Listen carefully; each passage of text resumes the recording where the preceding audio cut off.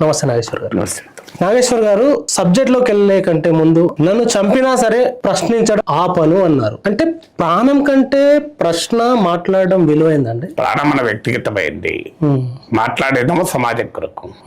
So మన వ్యక్తిగతమైన జీవితం పైన మనకు అధికారం ఉంటుంది, సమాజానికి అంకితమైన జీవిత భాగం పైన మనకు కూడా అధికారం ఉండదు. సో నాకు కూడా అధికారం ఉండదు. అందువల్ల మాట్లాడడం అనేది సమాజం కోసమైనప్పుడు, అదొక జీవిత లక్ష్యమైనప్పుడు, అది సమాజ గమనానికి చోదక శక్తిగా భావించినప్పుడు దాన్ని మించింది ఇంకేది ఉండదు. ప్రాణం కూడా దాన్ని మించింది ఉండదు. ఎందుకంటే right to free speech, right to question అనేది దేని కొరకు? ఏదో వ్యక్తిగత ప్రయోజనాల కొరకు కాదు. వాస్తవానికి ప్రశ్నించడం ఆపితే సుందర్, వ్యక్తిగత ప్రయోజనాలు చాలా హాయిగా ఉంటాయి. ఎన్నడో పార్లమెంట్లు ఉండేవాడి 15 ఏళ్ల క్రితం. ప్రశ్నించడమే ఆపుంటే హాయిగా భోగలాలస జీవితాన్ని గడపచ్చు. ప్రశ్నించడమే ఆపి ఉంటే పదవులకు ప్రలోభాలకు అంతే ఉండవు. కానీ ప్రశ్నించడమే జీవిత లక్ష్యంగా పెట్టుకున్నప్పుడు జీవితంలో అత్యంత చిన్న విషయం అయిపోతుంది ప్రాణం అనేది. అందువల్ల ఖచ్చితంగా ప్రశ్నించలేనప్పుడు జీవించి కూడా లాభం లేదు కదా. అందువల్ల రైట్ టు లైఫ్ అనేది, రైట్ టు స్పీక్, ఆ రైట్ టు ఎక్స్ప్రెస్తో ముడిపడి ఉన్న జీవితం మనది. అందువల్ల తప్పనిసరిగా మాట్లాడుతూనే ఉంటాం. సో రాస్తూ రాస్తూ పోతాను శిలా ఇంకే వరకు అంటారు శిలారే.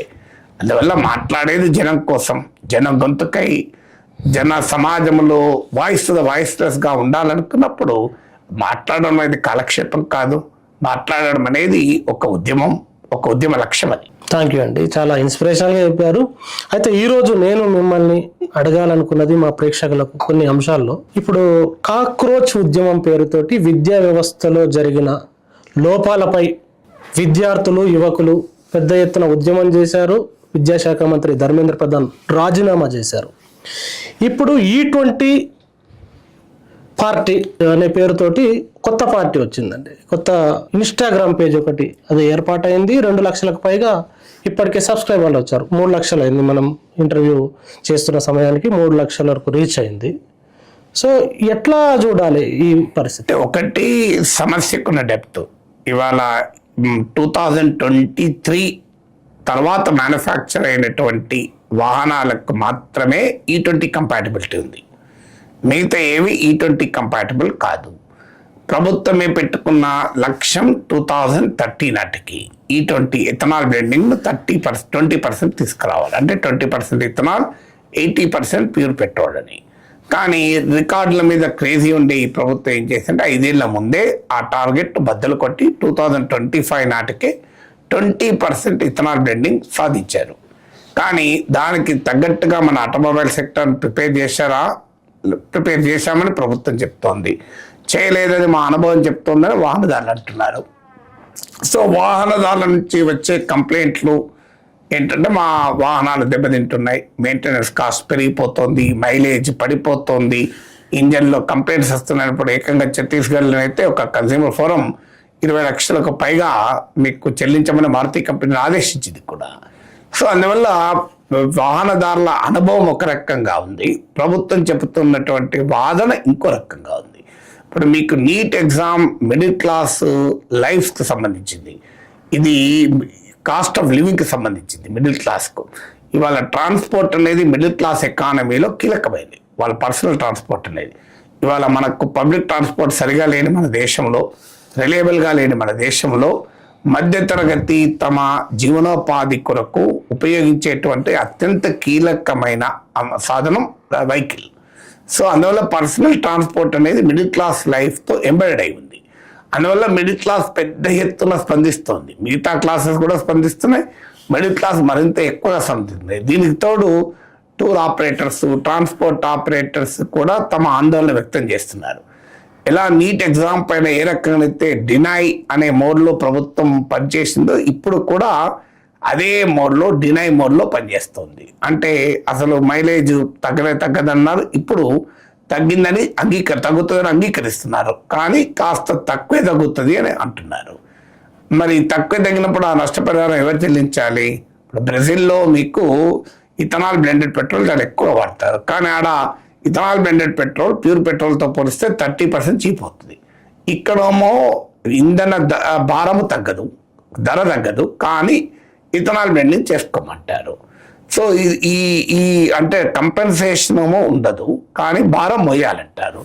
సో ప్రభుత్వం అసలు వాహనాలకు ఇబ్బందే కాదు అని వాదిస్తోంది. అసలు ప్రభుత్వం దగ్గర లెక్కలే లేవు. ఇవాళ పార్లమెంట్కి ఇచ్చిన రిపోర్ట్లో అడిగారు పార్లమెంట్లో, ఇథనాల్ బ్లెండెడ్ పెట్రోల్ కంపాటబుల్గా ఎంత శాతం వెహికల్స్ ఉన్నాయి ఇండియాలో అని అడిగితే మా దగ్గర డేటా లేదు అని ప్రభుత్వం చెప్పింది. అంటే మీకు ఇథనాల్ బ్లెండెడ్ పెట్రోల్ కంపాటబుల్గా వాహనాలు ఉన్నాయో లేదో కూడా ప్రభుత్వం దగ్గర డేటా లేకముందు ఇథనాల్ బ్లెండెడ్ పెట్రోల్ ఎట్లా ప్రవేశపెట్టారు మీరు? గవర్నమెంట్ ఇచ్చిన దగ్గరే గవర్నమెంటే చెప్తుంది మా లెక్కలేవు అని. అంటే వాహనాలు ఏమో ఇథనాల్ బ్లెండెడ్ పెట్రోల్ కంపాటబుల్ కాకముందే మీరు ఇథనాల్ బ్లెండెడ్ పెట్రోల్ పెట్టేశారు. దాంతో ఇవాళ ఏ స్థాయికి వెళ్ళిందంటే సర్ప్లస్ ఇథనాల్ ప్రొడక్షన్తో ఇండియా ఇబ్బంది పడుతుంది. ఇది ఎన్విరాన్మెంటల్ కన్సర్న్స్ రైజ్ చేస్తుంది, ఫుడ్ సెక్యూరిటీ కన్సర్న్స్ రైజ్ చేస్తుంది. ఇంత జరుగుతున్న నో కన్సల్టేషన్ డినై మోడ్లోనే ప్రభుత్వం ఉంది. ఎలాగైతే నీట్ విషయంలో డినై మోడ్ ఉందో ఇప్పుడు కూడా, ఇక లేదంటే ఆరోపణ మోడు. అంటే వీరి వెనకాల ఎవరో లాబీ ఉన్నారు, ఈ కంపెనీ లాభం ఉంది, ఆ కంపెనీ లాబీ ఉంది అని చెప్తున్నారు. సో ఇది కూడా అంటే ప్రభుత్వం ఏ రకంగా మీకు యంగర్ జనరేషన్ జెన్జీ పై నీట్ రూపంలో యుద్ధం ప్రకటించిందో, ఇలా జెన్జీ మిలీనియల్స్ పైనే కాదు అన్ని రకాల సెక్షన్ల పైన ఒక రకమైన వార్ ప్రకటించింది ప్రభుత్వం E20 పెట్రోల్ ధర. అందువల్ల దీనిపైన ట్రాన్స్పరెన్సీ లేదు, అకౌంటబిలిటీ లేదు అన్న ప్రశ్నలు ముందుకు వస్తున్నాయి కనుక ఇష్యూ జనాయన్ కనుక ఆ రెస్పాన్స్ వస్తుంది. అయితే కాక్రోచ్ జనతా పార్టీ లాగా E20 జనతా పార్టీ సిమిలర్ మోడ్లో పోతే సక్సెస్ అవుతుందా? ప్యారడీ లాగా ప్రజలు అదే స్థాయిలో తిరగబడతారా? ఎందుకంటే అదోమో ప్రభుత్వ ఇన్కాంపిటెన్స్ గురించి నీట్ అనేది, ఇదోమో ప్రభుత్వ పాలసీ గురించి. పాలసీ మీద ప్రజల రెస్పాన్స్ ఎమోషన్ ఒక రకంగా ఉంటుంది, మీకు ప్రభుత్వ ఇన్కాంపిటెన్స్ పైన ఎమోషన్ ఇంకో రకంగా ఉంటుంది. అదేమో జీవితానికి సంబంధించింది, ఇదేమో జీవితంలో ఖర్చులకు సంబంధించింది. అందువల్ల ఇష్యూలో గ్రావిటీలో తేడా ఉంటుంది కనుక రెస్పాన్స్ ఎలా ఉంటుందో తెలియదు. కానీ ఇది డెఫినెట్గా ఈరోజు మోడీ ప్రభుత్వాన్ని తీవ్రంగా వేధించేటువంటి సమస్య ఇది. ఇప్పుడు 53 ఓటర్ సర్వే ప్రకారం more than 50% of NDA voters, 80% of opposition voters, మీకు అపోజిషన్ పార్టీలో ఓటేస్తామన్న వాళ్ళు 80%, ఎన్డీఏకి ఓటేస్తామన్న వాళ్ళలో 50%కు పైగా ఇథనాల్ బ్లెండెడ్ పెట్రోల్ మాకు అద్దంటున్నారు. అందువల్ల ఇది ఒక పొలిటికల్ ఛాలెంజ్ గా కూడా మోడీ ప్రభుత్వానికి మారబోతుంది. ఈ కాక్రోచ్ ఉద్యమం సందర్భంగా మీడియా ఈ ఉద్యమంలో జరుగుతున్న అంశాలని చూపించాల్సిన మీడియా మొత్తం ఏది గోధి మీడియా, ఏది మీడియా గమనిస్తే మీడియా ఏది చూపించని పరిస్థితి, వ్యతిరేకంగా చూపిస్తున్న పరిస్థితి. కానీ గ్రౌండ్లో యూట్యూబర్లు, డిజిటల్ జర్నలిస్టులు వాళ్ళు లాఠీలకు అడ్డం పోయినారు. అదేవిధంగా ఎందుకు బ్యాడ్జీలు పెట్టుకోలేదని చెప్పేసి పోలీసులను ప్రశ్నించినారు, అవసరమైతే దెబ్బలు తిన్నారు. మొత్తంగా దేశానికి ఈ ఉద్యమాన్ని చూపించినారు. అసలు మీడియా పాత్ర ఎట్లా ఉండాలి, ఎట్లా ఉంది, ఏం చేయాలి? మీడియాకు ఉండాల్సిన మొదటి పాత్ర ఏంటంటే మీకు క్రెడిబుల్ ఇన్ఫర్మేషన్ ఫంక్షన్, విశ్వసనీయమైన సమాచారాన్ని ఇవ్వడం మీడియాకున్న మొట్టమొదటి డ్యూటీ అది. సో ఈ అంశంలో so-called main stream media, so-called national media మీకు కంప్లీట్గా done disservice to the profession. అంటే మొదలు చూపెట్టలేదు, ఇన్విజిబుల్ అది చేశారు, అట్లా ఉద్యమమే జరగనట్టుగా నటించారు. కానీ ఎప్పుడైతే సోషల్ మీడియా ఒక మీడియా స్పేస్ టెక్నాలజీ పుణ్యమాన్ని డెమోక్రటైజ్ అయినప్పుడు మీడియా స్పేస్లో ఆల్టర్నేటివ్ మీడియా ఎమర్జ్ అయింది కనుక ఈ టీవీ ఛానళ్ళ పత్రికల గుత్తాధిపత్యం ఇక లేదని గమనించాక రివర్స్ మొదలుపెట్టారు, అటాక్ మొదలుపెట్టారు. అంటే వీరే పోలీసుల పైన దాడులు చేస్తున్నారు, అరాచక శక్తులు ఎంటర్ అయ్యాయి, సంఘ విద్రోహ శక్తులు ఎంటర్ అయ్యాయి అని పెద్ద ఎత్తున ప్రభుత్వ ఒక స్టెనోగ్రాఫర్ లాగా పనిచేయడం మొదలుపెట్టాడు. సింప్లీ స్టెనోగ్రాఫర్ రోల్ ప్లే చేశారు.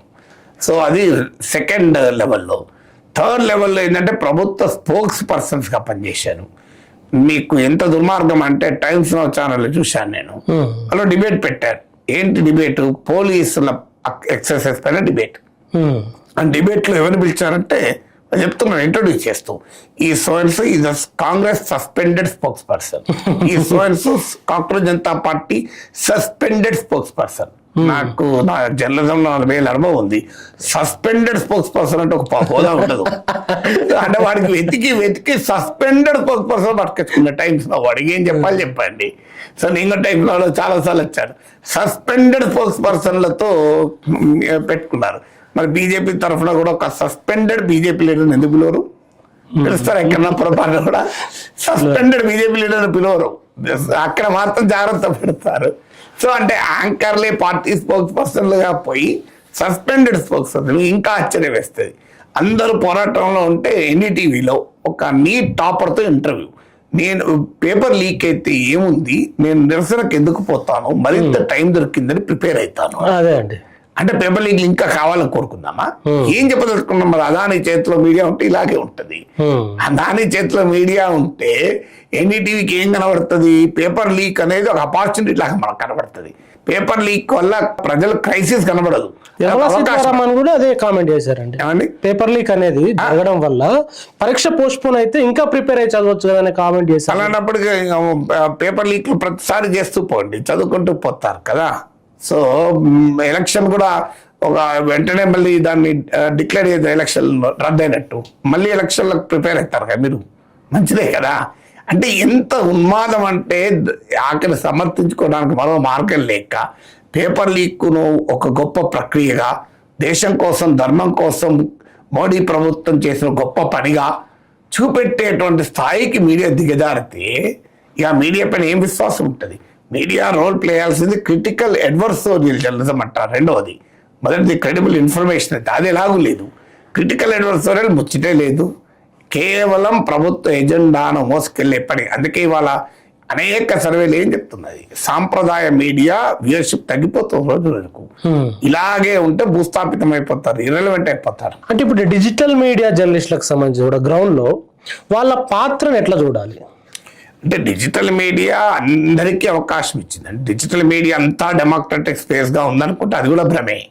డిజిటల్ మీడియాను కూడా అధికార వర్గము కంప్లీట్ గా ఆక్యుపై చేసింది. ఎందుకంటే వారికున్న మనీ పవర్, మ్యాన్ పవర్ వల్ల మీకు డిజిటల్ మీడియాను అసలు సమర్థవంతంగా ఉపయోగించుకున్నదే భారతీయ జనతా పార్టీ.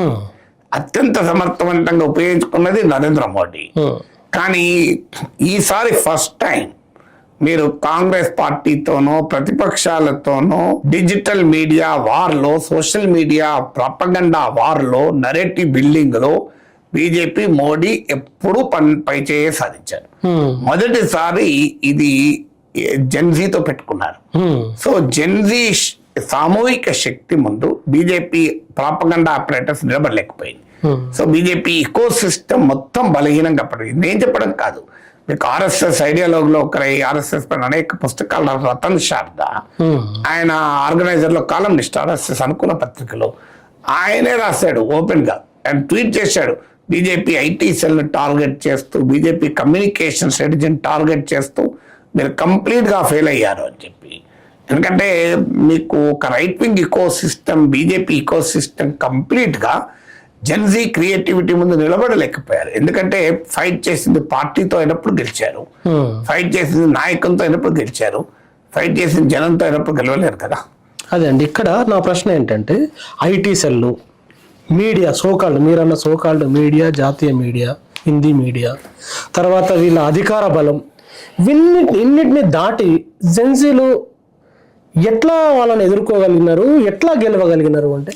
అంటే టెక్నాలజీ ఎప్పుడు కూడా మీకు పాలక వర్గానికి, రూలింగ్ క్లాసెస్కి ఎలాంటి అవకాశం ఇస్తూ, రూలింగ్ క్లాసెస్ పై పోరాడే వర్గాలకు కూడా అదే రకమైన అవకాశం ఇస్తుంది.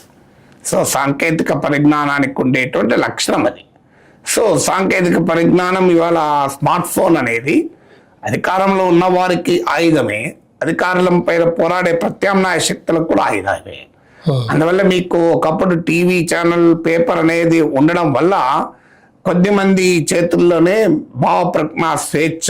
మీకు D R Mankekar Times of India legendary editor గా పనిచేశారు. ఆయన అంటాడు, freedom of the press has become freedom of the press అంటాడు, freedom of press has become freedom of the purse అంటాడు, freedom of press has become freedom of the purse అంటాడు.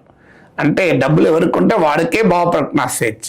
It has become freedom for those who own the means of production. And silence the poor అంటాడు. అంటే సామాన్యుడిని నోరు మూయించటానికి సంపన్న వర్గానికి ఒక భావప్రజ్ఞ స్వేచ్ఛ అయింది అంటాడు. ఇది డిఆర్ మంకేకర్ అన్నమాట. సో అందుకు కానీ ఎప్పుడైతే ఈ డిజిటల్ టెక్నాలజీ రెవల్యూషన్ వచ్చిందో దాంతో ఒక అద్భుతమైన అవకాశం ఏంటంటే మీకు వందల కోట్ల పెట్టుబడులు లేకుండా ఒక చిన్న స్మార్ట్ ఫోన్తో నీలో క్రియేటివిటీ ఉంటే నువ్వు అద్భుతాలు సృష్టించగలిగే అవకాశం వచ్చింది. ఈ అవకాశాన్ని ఎంతకాలం విలువ చేస్తారో తెలియదు, కానీ అవకాశం వచ్చింది. దాన్ని దెబ్బతీయటానికి ఇంటర్నెట్ షట్డౌన్లు పెట్టారు. మీకు అసలు ఈవెన్ ఆఖరికి బిగ్ చాట్ లాంటి మెసేజింగ్ ప్లాట్ఫామ్స్, అంటే ఇంటర్నెట్ లేనప్పుడు నెట్వర్క్లు పనిచేయనప్పుడు కూడా మెసేజ్ ఇచ్చుకొని బిగ్ చాట్ల పైన పెట్టారు. ఎన్ని రకాల ఎత్తుకలేయాలో వేశారు. కానీ ప్రజల భావప్రజ్ఞ స్వేచ్ఛ అనేది ఒక ఉప్పెనలాగా ముందుకు వచ్చినప్పుడు కొద్దిమంది భావప్రజ్ఞ స్వేచ్ఛ నిలబడదు కదా. అలాగే అండి. ఇదైతే ఈ ఉద్యమం జరుగుతున్న సందర్భంలో అర్ధరాత్రి 11:52 మోడీ గారు 2 నిమిషాల వీడియో విడుదల చేశాడు. సోనం వాంగ్చుక్ గారి గురించి మాట్లాడారు. పరీక్షల గురించి లీక్ అయిందని మొదటిసారి యాక్సెప్ట్ చేశారు. ఆ తర్వాత మినిస్టర్లు చర్చలలో పాల్గొన్నారు.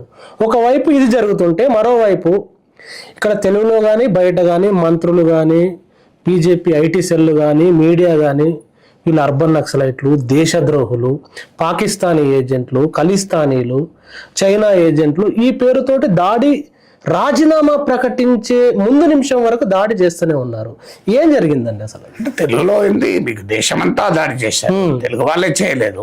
మీకు ఏదో జాతీయ బీజేపీ ఏమో ధర్మబద్ధంగా ఉన్నట్లు తెలంగాణలో ఆంధ్రలో ఉన్న తెలుగులో ఉన్న బీజేపీ ఇకో సిస్టమే ఉన్నది అనుకుంటే పొరపాటు. మొత్తం అండి జాతీయ ఇక్కడైనా అక్కడైనా మొదటి నుంచి కూడా వీళ్ళు దేశద్రోహులు, అర్బన్ నక్సలైట్లు. ఈవెన్ ఇప్పటికి కూడా ధర్మేంద్ర ప్రధాన్ రిజైన్ చేస్తూ కూడా ఏమన్నాడు, ఒక్క మాట కూడా నేను నైతిక బాధ్యత వహిస్తున్నాను చెప్పలే, ఎక్కడ కూడా రాజకీయ జవాబుదారితనం అనలే. పైగా ఏమన్నారు, ఈ యువతరాన్ని యువతరంలో వ్యక్తమవుతున్న ఈ వెలువను దేశ వ్యతిరేక శక్తులు ఉపయోగించుకునే ప్రమాదం ఉంది కనుక దాన్ని నివారించటానికి రాజీనామా చేస్తున్నాడు.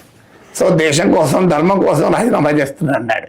పార్లమెంట్కి ఇవాళ వస్తే జిందాబాద్ అంటూ, ధర్మేంద్ర ప్రధాన్ జిందాబాద్ అంటూ ఎన్నికల్లో గెలిచి వచ్చినట్లు అతనికి కీర్తించారు ఎన్డీఏ ఎంపీలంతా కలిసి.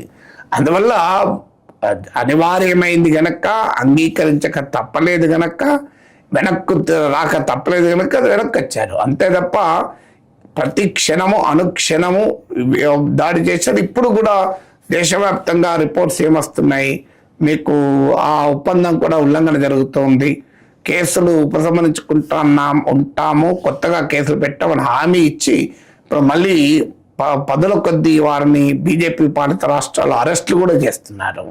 సో కేసులు కూడా పెడుతున్నారు. కాంగ్రెస్ జనతా పార్టీ మరోసారి పోరాడక తప్పదని హెచ్చరిక కూడా జారీ చేసింది తాజాగా. సో ఇవన్నీ ఎందుకు జరుగుతున్నాయంటే చిత్తశుద్ధితో రాజీనామా కాదు, తప్పనిసరి రాజీనామా చేశారు. అంటే జరిగిన పొరపాటుకు చింతించి రాజీనామా చేయలేదు. జరిగిన పొరపాటు వల్ల అన్ని రకాల ప్రయత్నాలు చేసి నిర్బంధము, అబద్ధాల ప్రచారము, ప్రాపగండా వార్, రిప్రెషను, అక్కడికి జాతీయ భద్రతా చట్టం ప్రయోగిస్తామని హెచ్చరికలు, యూనివర్సిటీలో అడ్మిషన్లు రద్దు చేస్తామని, పాస్పోర్ట్ రద్దు చేస్తామని, ఫేషియల్ రికగ్నిషన్ టెక్నాలజీలో పెట్టి గుర్తిస్తామని, పెల్లెట్ గన్లు ప్రయోగించి ఎన్ని రకాలుగా చేయాలని రకాలుగా చేసి ఇక అనివార్యమైంది కనుక వెనక్కి తగ్గారు. వెనక్కి తగ్గి ఇప్పుడు మళ్ళీ అటాక్ మొదలు పెడుతున్నారు.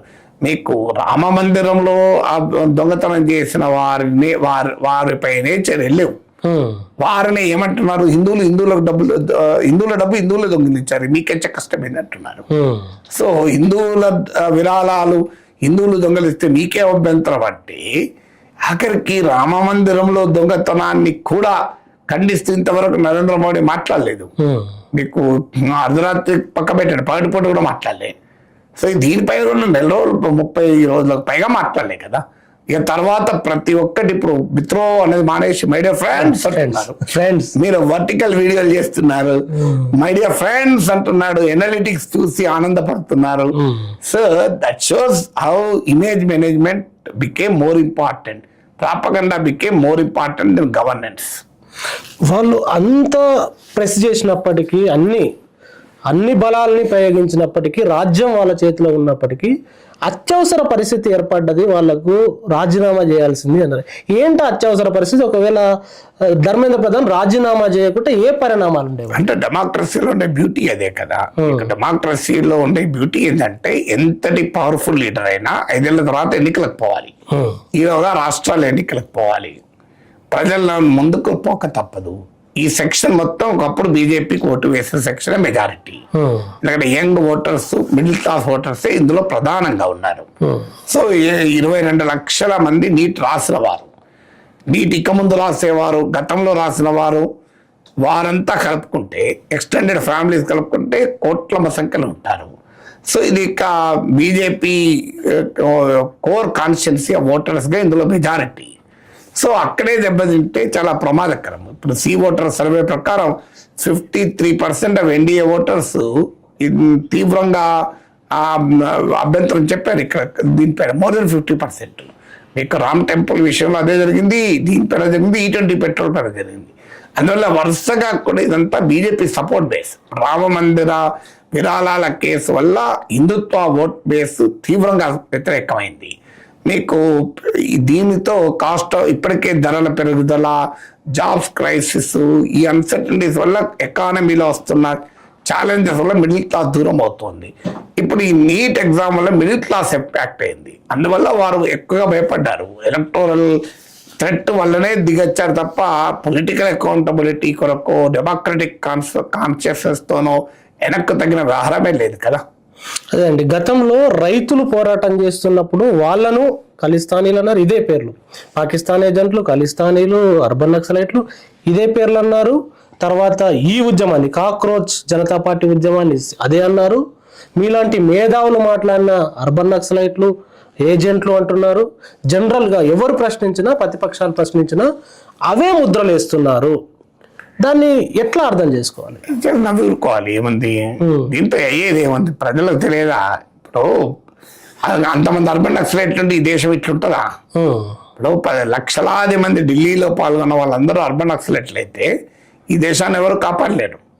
సో అందువల్ల రైతులందరూ ఖలిస్తానవాదులు అయితే మీరు ఇప్పుడు పంజాబ్లో ఎన్నికలకు ఏ ముఖం పెట్టుకుని ఎన్నికలకు వెళ్తారు? అంటే ఖలిస్తాన్ తీవ్రవాదుల ఓట్లే కావాలా? సో అందువల్ల ఇలా మై డియర్ ఫ్రెండ్స్ అని మోడీ సంబోధిస్తున్న వాళ్ళందరూ నక్సలైట్లు, తీవ్రవాదులు, పాకిస్తాన్ ఏజెంట్లు, దేశ వ్యతిరేక శక్తులు అయితే మరి వాళ్ళని మై డియర్ ఫ్రెండ్స్ అని మీరు ఎందుకు అంటున్నారు? అందువల్ల ఈ నరేటివ్ ఎంతకాలం నిలబడదు. You cannot fool everybody every time కదా. సో అంతకాలం జనం యాక్సెప్ట్ చేస్తారు. ప్రతి ఒక్కరిని పట్టుకుని దేశద్రోహి, ప్రతి ఒక్కరిని పాకిస్తాన్ ఏజెంట్, ప్రతి ఒక్కరిని చైనా ఏజెంట్ అంటే ప్రజలు అంగీకరించారు కదా.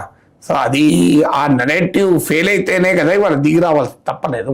అదే అండి, అంటే ప్రభుత్వాన్ని ప్రశ్నిస్తే దేశద్రోహియా, మోడీనో బీజేపీనో ప్రశ్నిస్తే హిందూ ద్రోహియా, ఎట్లా చూడాలి? అది సుప్రీంకోర్టే తీర్పులో చెప్పింది క్లియర్ గా.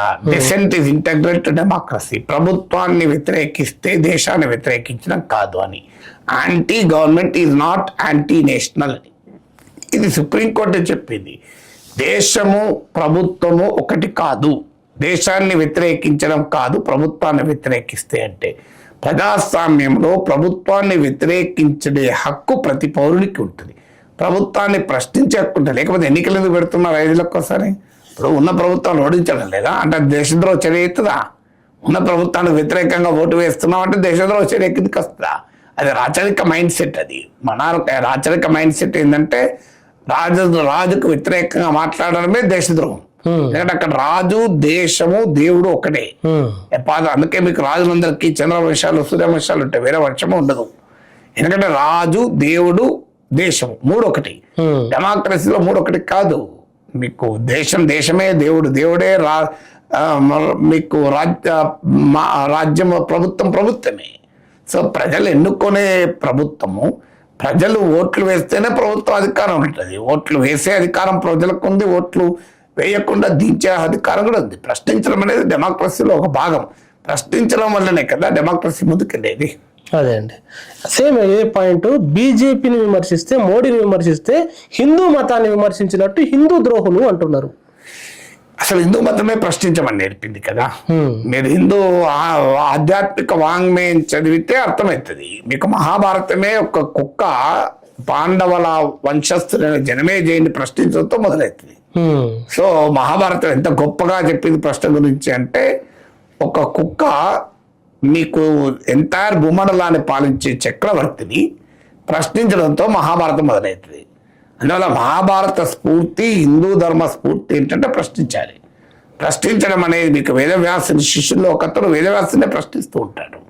సో ప్రశ్నించడం అనేది మీకు అదొక part of our spiritual literature, మన ఎపిక్ లిటరేచర్, మన పురాణాల ఆధ్యాత్మిక రచనల్లో మాకు అడుగడుగునా కనిపించేదే ప్రశ్నించడం అనేది. అందువల్ల దేన్ని ప్రశ్నించకుండా అంగీకరించకూడదు అని. సో అందువల్ల నిజమైన హిందూ ధర్మం తెలిస్తే ఆ ప్రశ్నోత్పన్నమే కాదు అసలు. అయితే మీరు ఏదైతే ప్రశ్న గురించి, భారత రాజ్యాంగం గురించి సుప్రీంకోర్టును కూడా కోట్ చేశారు, ఇక్కడ బీజేపీ ఎంపీ ఒక అతను మన దేశంలో గనక లాఠీ చార్జ్ చేసి వదిలేశారు, వేరే దేశాల్లో అయితే కాల్చి పడేసేవారు అనే కామెంట్ చేశారు. అంటే అలాంటి దేశాలను ఆదర్శంగా తీసుకుంటే అది అంతకన్నా దురదృష్టమే ఉంటుంది. సో అంటే దుర్మార్గమైన దేశాలను ఆదర్శంగా తీసుకుంటే అది భారతీయత కాదు. భారతీయత అనేది భారతదేశం ప్రపంచంలో ఉన్న మంచి ఆలోచనలు అన్ని వైపుల నుంచి రానివ్వండి ఉపనిషత్తులు చెప్పాయి, కానీ ఆ పనికిమాల దేశాల నుంచి ఆలోచనలు నమ్మని ఉపనిషత్తులు చెప్పలే. మీకు మంచి ఆలోచనలు అన్ని వైపుల నుంచి రానియండి అన్నారు, చెడు ఆలోచనలు అన్ని వైపులు రానియమని ఉపనిషత్తు చెప్పలే. అందువల్ల ఆయనకు మరి ఎందుకు చెడు ఆలోచనలు వస్తున్నాయో నాకు తెలియదు.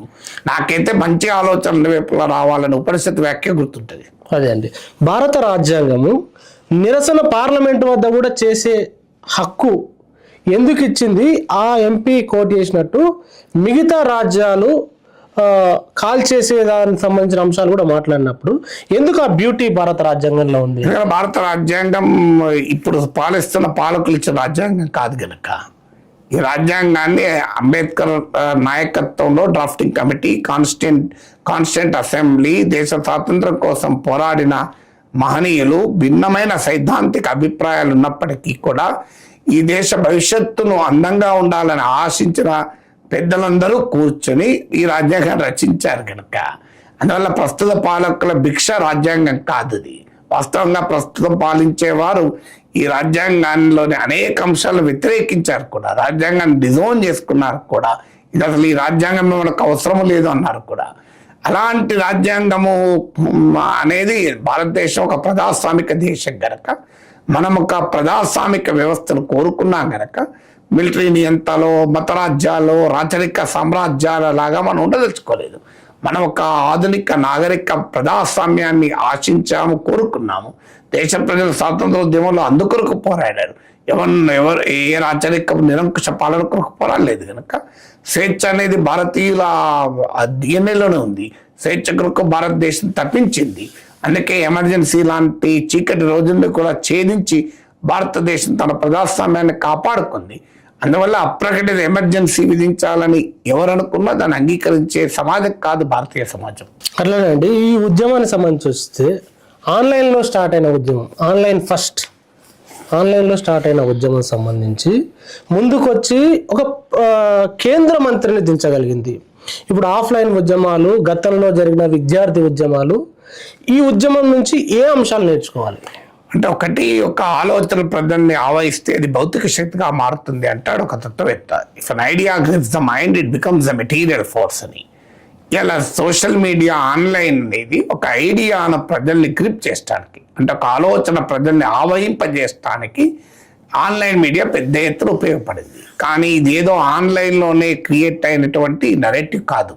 ఇది ప్రజల నిత్య జీవిత అనుభవం. పేపర్ లీక్స్, దానివల్ల పొలిటికల్ అకౌంటబిలిటీ లేకపోవడం, బాధ్యత తీసుకోవడానికి అధికారం ఉన్న వాళ్ళు సిద్ధపడకపోవడం, మిస్గవర్నెన్స్, ఎకనామిక్ క్రైసిస్, వీటి క్యూములేటివ్ ఎఫెక్ట్ ఏంటంటే ప్రజలు తీవ్రమైన అసంతృప్తితో ఉన్నారు. ఆ తీవ్రమైన అసంతృప్తికి ఒక వ్యక్తీకరణ మాత్రమే ఈ ఉద్యమం. సో ఈ ఉద్యమమే క్రియేట్ చేయలేదు అసంతృప్తిని. ఉన్న అసంతృప్తిని ఒక ఛానలైజ్ చేసి, ఎనర్జైజ్ చేసి, దానికో సృజనాత్మక రూపాన్నిచ్చి, రాజకీయ ఎజెండాలకు అతీతంగా ఒక ప్రజల ఎజెండా రూపంలో ముందుకు రావడం వల్ల యువతరానికి కూడా కాన్ఫిడెన్స్ ఇచ్చింది. ఏదో ఒక పార్టీ రాజకీయ ప్రయోజనాల కొరకు కాదు, ఇది మన అందరి ప్రయోజనాల కొరకు కొన్న విశ్వాసం కల్పించింది. ఏ నాయకుని అవసరాల కొరకు కాదు ఈ ఉద్యమం, దీనికి నాయకుడే లేని ఉద్యమం అని. అందువల్ల ఆ ఆలోచన ప్రజల్ని ఆవహింపజేయడంలో ఆన్లైన్ మాధ్యమాలు ఉపయోగపడ్డాయి. ఈ ప్రజల్లో ఉండేటువంటి అసంతృప్తి ఉద్యమానికి ఒక ఉత్తేజాన్ని ఇచ్చింది. ఈ నాయకుడు లేని అని మీరు ప్రస్తావించారు. నాయకుడు లేని ఉద్యమం బలమా బలహీనతనా జెన్జీ ఉద్యమానికి? అంటే ఎప్పుడు కూడా స్పాంటేనియస్ ఉద్యమాలకు వెంటనే నాయకులు ఉండరు. అసలు ఉద్యమాలే నాయకులు సృష్టిస్తూ ఉంటాయి. చాలా ఉద్యమాలు నాయకులు ఉద్యమాలు సృష్టించరు. ప్రజలు చరిత్ర నిర్మిస్తారు. చరిత్ర నిర్మాతలు ప్రజలు ఎప్పుడు. అందువల్ల ఉద్యమాల నుంచి నాయకులు పుడతారు. స్వాతంత్రోద్యమం అనేక మంది గొప్ప నాయకులు సృష్టించింది. ఎమర్జెన్సీ వ్యతిరేక ఉద్యమం అనేక మంది గొప్ప నాయకులు సృష్టించింది. ఈరోజు దేశాన్ని పాలించే చాలా మంది నాయకులు కూడా ఆ ఎమర్జెన్సీ వ్యతిరేక ఉద్యమం నుంచి వచ్చిన వాళ్ళే. ప్రతి ఉద్యమము నాయకత్వాన్ని క్రియేట్ చేస్తూ ఉంటుంది. అందువల్ల నాయకులే ఉద్యమాన్ని సృష్టిస్తారనుకుంటే పొరపాటు. సో అందువల్ల నాయకత్వం ఉద్యమాల నుంచి వస్తుంది. ఉద్యమాలు నాయకత్వాన్ని సృష్టిస్తుంది. ఆ నాయకత్వం ఉద్యమాన్ని బలోపేతం చేస్తుంది. ఇది ఒక డైలెక్ట్రికల్ ప్రాసెస్. అంటే ఉద్యమాలు నాయకులు సృష్టిస్తే నాయకులు ఉద్యమాన్ని సంఘటితం చేస్తుంటారు. సో ఈ డైలెక్ట్రికల్ ప్రాసెస్లో మీకు ఈ స్పాంటేనియస్ ఉద్యమాలకు ఎప్పుడు కూడా ఒక నాయకుడే ఉండడు. ప్రజల్లో స్పాంటేనియస్గా వెళ్ళవకైనా అసంతృప్తి ఎలా స్టార్ట్ అయింది? సుప్రీంకోర్టు చీఫ్ జస్టిస్ ఒక మాట అనడంతో మొదలైంది. సో అదొక ఎమోషనల్ బ్యాక్లాస్తో మొదలైంది. కానీ ఎమోషన్ రియాలిటీ పైన ఆధారపడి ఉంది కనుక ఆ రియాలిటీ ఎమోషన్కి స్ట్రెంత్ ఇచ్చింది.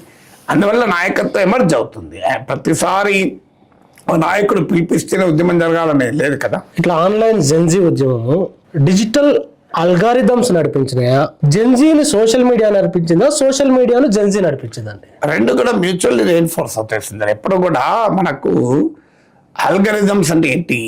ప్రజలు దేన్నైతే చూస్తున్నారో, ప్రజలు ఎక్కడైతే స్పందిస్తున్నారో దాన్ని మరింత ప్రజలకు తీసుకెళ్ళడమే అల్గారిథం పని. సో ప్రజలు స్పందిస్తున్న దాన్ని ప్రజలకు తీసుకెళ్తుంది, కానీ అల్టిమేట్గా ప్రజలు స్పందించాలి కదా. సో అల్గారిథం ఏం చేయగలుగుతుంది? దాన్ని స్ప్రెడ్ చేయగలుగుతుంది. సో అందువల్ల ప్రజలు పెద్ద ఎత్తున కంటెంట్ జనరేట్ అవుతూనే ఉంది, కంటెంట్ షేర్ అవుతూనే ఉంది. ప్రజల్లో ఉండేటువంటి ఆ ఆసక్తి ఆటోమేటిక్గా ఆల్గరిథం కూడా ఫెయిల్ చేస్తుంది. నేను ఎప్పటికీ అంటుంటాను, ఆల్గరిథమ్స్ను క్రియేటర్ ఫాలో కాకూడదు. నేను నమ్మేది ఏంటంటే, నేను ఎప్పుడు ఆల్గరిథం ఆధారంగా మాట్లాడాను, కంటెంట్ క్రియేట్ చేయను. నా కంటెంట్ ఆల్గరిథమే ఫాలో కావాలంట. ఈ కంటెంట్ లో బలం ఉంటే ఆల్గరిథమే నీ వెనకాల రాక తప్పదు కదా. నేను ఒక వీడియో పెడతాను, 10,000 మంది చూశారంటే ఆల్గరిథం ఏం చేస్తుంది? చచ్చుకుంటా నా వెనకాల రావాల్సిందే కదా. సో ఆల్గరిథం వెనకాల ఫాలో కావడం అనేది పబ్లిసిటీ కోరుకునేవారు, మార్కెటింగ్ కోరుకునేవారు, కమర్షియల్ ప్రయోజనం కోరుకునేవారు. నేను సమాజం కొరకు మాట్లాడేటప్పుడు సమాజాన్ని స్పందించేలా చేయగలిగితే ఆల్గరిథం దానంతరం వెనకాల వస్తుంది. ఇక్కడ ఆల్గరిథం గురించి మాట్లాడుతున్నారు కాబట్టి డిజిటల్ సెన్సార్షిప్ అనేది కూడా బాగా పెద్ద ఎత్తున ముందుకు వచ్చినప్పుడు దాన్ని దాటుకొని ఉద్యమం ఎట్లా నిలబడిందండి, ఎట్లా గెలిచింది? అంటే అదొక అంటే ఇంటర్నెట్ షట్ డౌన్ చేసింది, రకరకాల ఈవెన్ ఇంకా ఎక్కువ కంటెంట్ స్ప్రెడ్ అయ్యేది. కానీ డెఫినెట్ గా ఇంటర్నెట్ షట్ డౌన్ చేయడము, పోలీసుల నిర్బంధాలు, ఇవన్నీ కూడా కొంత ఆపే అవకాశం ఉంటుంది.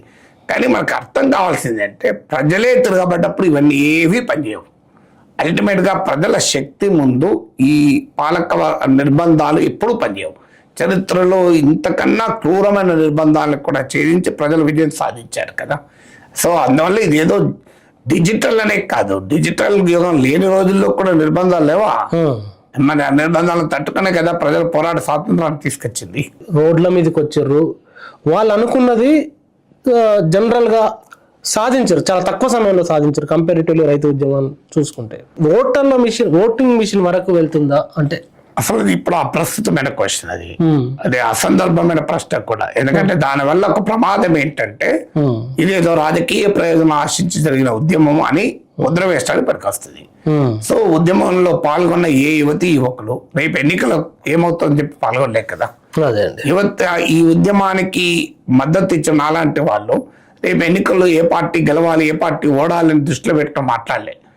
సో ఇది ఒక జనం సమస్య, లక్షలాది మంది బిడ్డల సమస్య, ఇది డిస్గవర్నెన్స్ సంబంధించింది, ఇది అన్యాయానికి సంబంధించిందని మాట్లాడాను. దాని రాజకీయ పరివర్తనం ఏమవుతుందనేది తర్వాత చూద్దాం. దాని గురించి నాకేమీ టెన్షన్ లేదు.